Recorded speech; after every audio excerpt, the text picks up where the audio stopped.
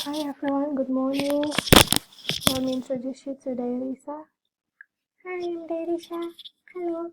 Today I'm going to accompany my mommy. Okay.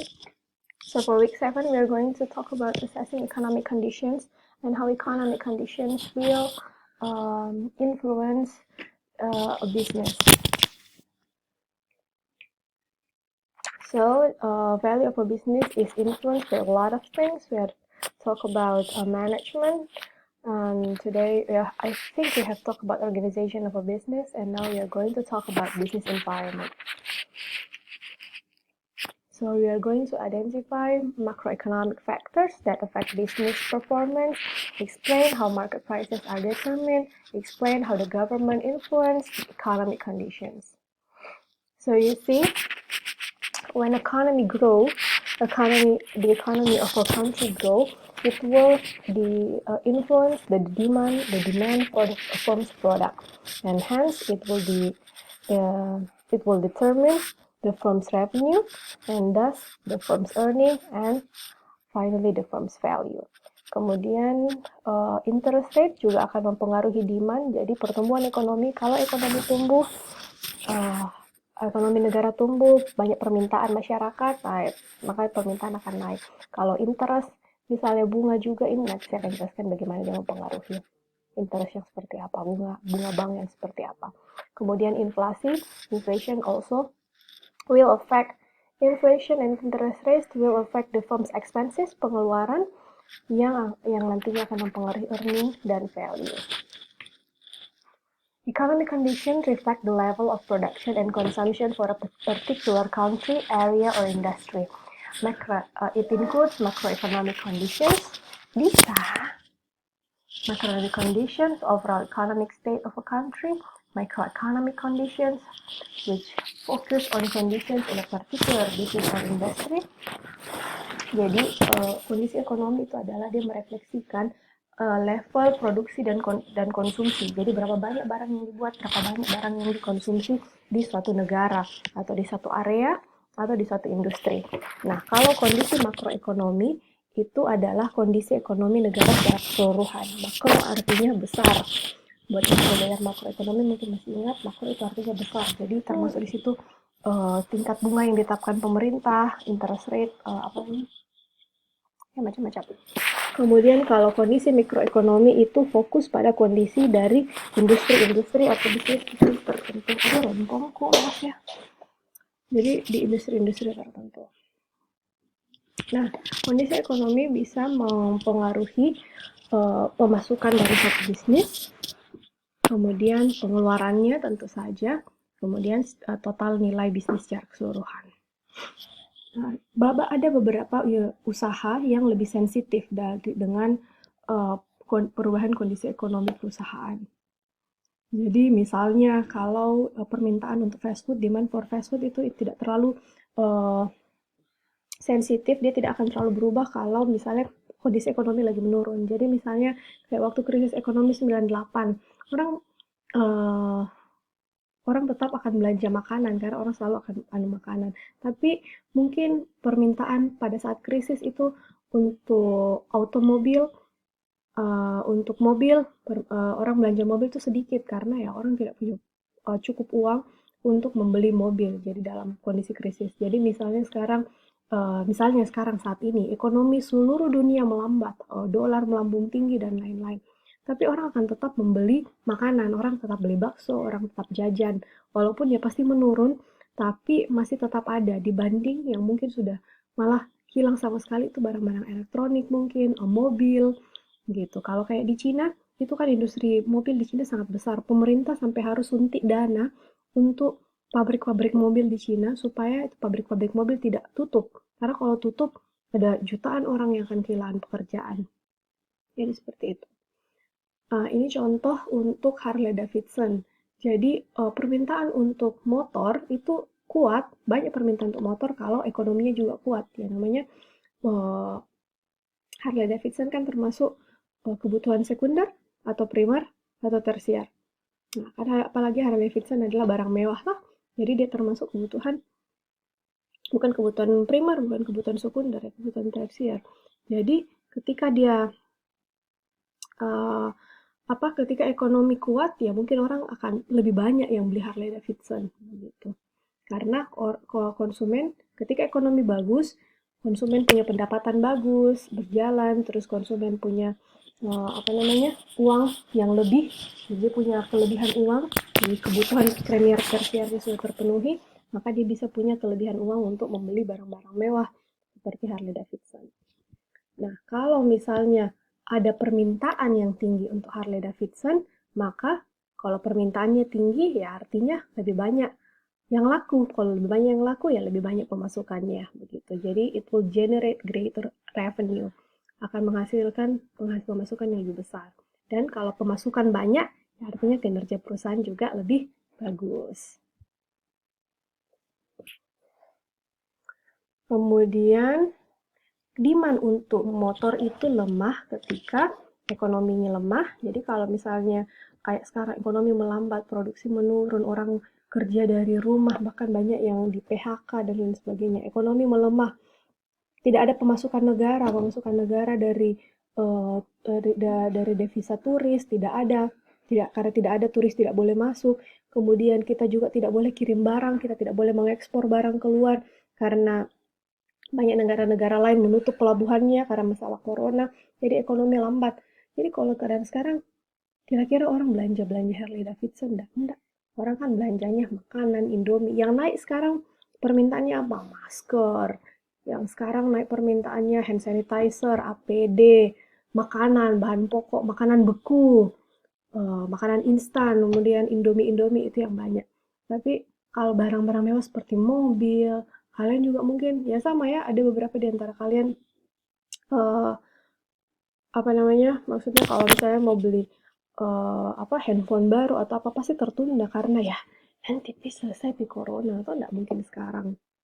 Gitu. Nah kalau misalnya ekonominya lemah, jadi permintaan motorcycle juga lebih sedikit karena konsumen tidak punya uang lebih untuk membeli motorcycle. Ya jadi beda ya, kalau sekarang situasinya konsumen punya uang, kalau konsumen menengah ke atas dia tetap punya uang, tapi dia tidak mau beli motorcycle baru karena ya apa yang tidak bisa langsung dipakai toh, karena kita harus dalam rumah. Tapi buat konsumen-konsumen di tingkat-tingkat ekonomi tertentu, ya artinya pemasukannya mungkin terhambat karena mungkin gajinya dipotong karena tidak masuk kerja, atau mungkin dia tidak dapat bonus seperti biasanya karena tidak ada sales, tidak ini dan seterusnya. Jadi customer punya income yang lebih kecil, jadi demand untuk pembelian motor juga, terutama motor Harley Davidson, jadi lebih sedikit. Nah, kalau permintaan untuk motor Harley Davidson rendah, maka pasti pemasukannya juga rendah kan. Kalau motornya tidak laku, ya pemasukannya pasti lebih kecil atau bahkan mungkin kecil sekali atau mungkin bahkan nol begitu. Nah, kalau misalnya pemasukannya tidak ada, maka pasti kinerja perusahaan juga jadi jelek. Jadi Harley Davidson dan banyak perusahaan-perusahaan lain itu dia harus selalu berusaha untuk memperkirakan demand. Jadi nanti kalau kalian belajar manajerial, ekonomi manajerial, atau kalian belajar makroekonomi, itu kita akan belajar bagaimana caranya menghitung permintaan, bagaimana caranya meramalkan permintaan. Jadi Harley Davidson itu berusaha untuk memprediksi permintaan. Jadi dia bisa atur. Dia harus atur supply motorcycle-nya untuk memenuhi permintaan di masa depan. Jadi kalau misalnya sekarang kita lihat, wah, penjualan motor Harley Davidson melambat. Jadi ya dia tidak harus supply Harley Davidson, dia tidak harus stok tokonya gitu istilahnya. Karena ya lagi melambat. Sama kayak contohnya begini, Gucci sekarang bikin masker. Louis Vuitton sekarang dia punya perusahaan parfum, dia jadi ini. Jadi karena dia tahu tidak akan ada permintaan selama ini pandemi corona, tidak akan ada permintaan, atau bukan tidak ada, menurun sekali permintaan untuk penjualan tas-tas mahal, tas-tas mahal, kemudian parfum-parfum mahal, itu pasti permintaannya berkurang. Jadi dia pikir, oke, daripada karyawanku saya rumahkan tidak kerja, lebih baik dia membantu. Karena sekarang orang kekurangan masker, kekurangan hand sanitizer, jadi akhirnya Gucci memutuskan bikin masker supaya dia punya sumbangsih juga untuk uh, dia punya sumbangsi juga untuk uh, ya dalam pandemi ini supaya nakes-nakes health workers bisa dia bantu untuk menyediakan masker, karena sekarang kan jadi banyak itu perusahaan-perusahaan garment, perusahaan-perusahaan kayak lotion, Nivea juga sekarang tadinya nggak bikin hand sanitizer, sekarang mereka bikin hand sanitizer, tujuannya untuk bisa ini menyokong karena ada shortage of supply. Jadi bayangkan selama ini yang bikin masker sama bikin hand sanitizer anggaplah cuma 10 pabrik, tapi permintaan melonjak tinggi karena pandemi. Tak mungkin itu 10 pabrik mau beli mesin-mesin begitu. Apalagi kita tahu ya paling lama ini barang berjalan beberapa bulan, sedangkan mesin-mesin itu semua pasti mahal. Jadi perusahaan yang pembuat masker ini pasti mikir gitu, apakah kalau kita tambah beli mesin mahal, apakah akan dipakai untuk seterusnya. Jadi untuk mengatasi hal ini ya banyak industri bekerja sama. Jadi perusahaan-perusahaan baju, perusahaan-perusahaan yang bikin kayak Nivea lotion, yang bikin parfum, mereka mengalihkan produksinya karena mereka punya bahan baku untuk hand sanitizer. Jadi instead of bikin barang yang seperti biasa, dialihkan menjadi hand sanitizer sama masker. Nah, seperti itu contohnya yang bisa kayak gitu. Nah, kembali lagi ke contoh Harley Davidson. Jadi Harley Davidson dan semua produk lain dia akan berusaha memprediksi berapa demand-nya. Nah, demand itu akan bergantung pada kondisi ekonomi. Kemudian jumlah motorcycle, jumlah motor yang diproduksi juga itu akan tergantung pada kondisi ekonomi. Nah, kemudian peraturan-peraturan dari pemerintah juga akan mempengaruhi kondisi ekonomi. Jadi Harley Davidson itu harus menentukan bagaimana kondisi ekonomi itu akan mempengaruhi demand untuk menentukan berapa dia harus bikin motor. Kemudian bagaimana policy atau peraturan pemerintah akan mempengaruhi demand untuk motorcycle. Begitu. Efek makroekonomi. The performance of most firms depends on 3 macroeconomic factors: economic growth, inflation, and interest rates. Jadi, kinerja dari hampir semua perusahaan itu pasti bergantung sama faktor-faktor makroekonomi. Makanya saya heran sebenarnya,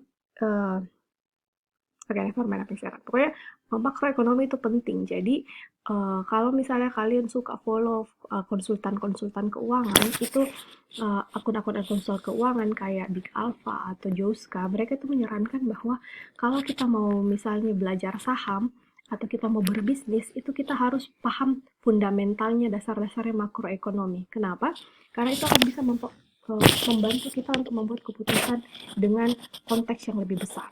Jadi misalnya economic growth, pertumbuhan ekonomi. Jadi perubahan dalam aktivitas ekonomi itu buat kita tahu, oh saya harus invest atau tidak. Jadi misalnya sekarang ekonomi melambat nih, apakah saya harus beli saham atau saya harus lepas saham? Begitu. Kalau misalnya saya baru belajar saham, apakah sekarang waktu yang tepat untuk melakukannya? Begitu. Inflasi itu kenaikan harga. Ini meningkatkan general level of price. Jadi harga rata-rata itu naik ketika ada inflasi. Jadi sama kayak inflasi. Kalau inflasi 10.000 di tahun 2020 beda nilainya dengan 10.000 di tahun 2010. 2010 saya sudah bisa dengan uang 10.000 saya bisa dapat apa di atau begini makan di kafe. Makan di kafe tahun 2010 itu dengan 50.000 saya sudah bisa dapat kafe-kafe yang ini ya, atau di KFC dengan 50.000 di KFC 10 tahun lalu saya bisa dapat 1 bucket ayam. Tapi sekarang kalau saya mau bawa 50.000 ke KFC, saya paling cuma dapat ya 1 paket nasi ayam 2, mungkin kentang gitu. Tapi kalau dulu dengan 50.000 kita bisa dapat 1 bucket. Jadi ini berbeda nilainya gitu. Jadi inflasi itu adalah level price itu semakin lama akan semakin naik. Interest rate, tingkat bunga, itu penentuan tingkat bunga akan mempengaruhi biaya peminjaman uang. Karena kan perusahaan untuk berkembang dia perlu menambah modal. Nah, penambahan modal ini bisa dia dapat dari pinjam ke keluarga atau pakai uangnya sendiri. Tapi banyak perusahaan ketika dia butuh misalnya membeli mesin baru atau dia mau buka cabang baru,